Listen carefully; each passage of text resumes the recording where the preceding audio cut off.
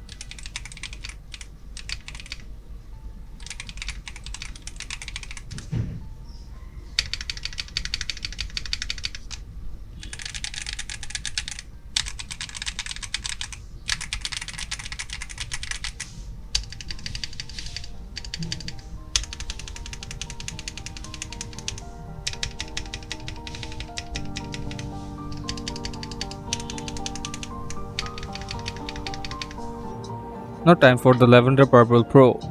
They are the upgrade over the original Lavender Purples and not the Jelly Purple one. But the tactility is more similar to the Jelly Purple than the Lavender Purple, which is lighter, and so is the sound profile.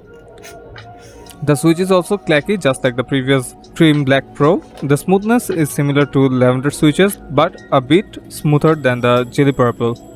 The Lavender Purple is a medium tactile switch with 45 gram plus minus 10 gram of actuation force. This makes them decent for both gaming and typing. The tactile force is around 55 gram even though it feels a bit lighter, and the total travel distance is around 3.8 mm with the pre-travel around 2 mm. The switch adopts the usual cherry housing with semi-transparent purple color top shell and similar bottom and stem. And here's the stability test. Just like the Cream Black Pro, they are quite stable on the board thanks to being 5-pin switch and have a consistent sound signature. And as usual, this box stem helps it to achieve zero wobble, thus reducing further inconvenience. Now let's start the disassembly of the switches. The top housing of the switch is made out of polycarbonate just like the Cream Black Pro, which is mainly done to make the RGBs more shine through the switches. Being a PC-based housing, it also characterizes a clacky sound profile, and the side rails where the stem slides also has no lube on them for better clarification. And as usual, the top housing has Akko logo embedded on the top.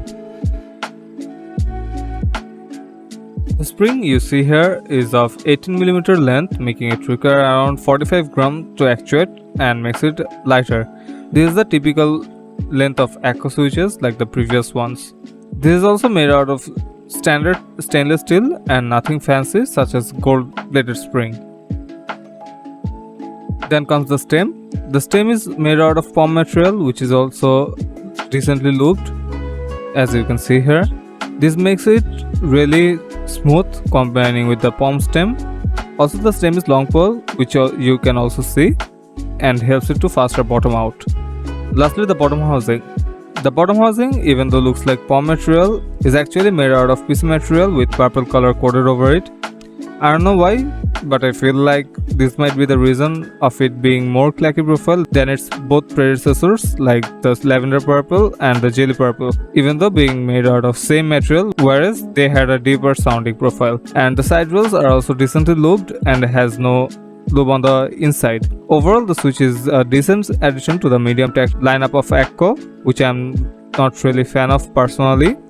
They lack the charm what the OG Lavender had, but does feel quite good while typing. And as I mentioned before, they are more stable on the board for the 5-pin switch unlike the previous version, and the factory lube makes it not necessary to lube out of the box. And now let's compare the Jelly Purple switch with some other switches of Akko and tapping test later on.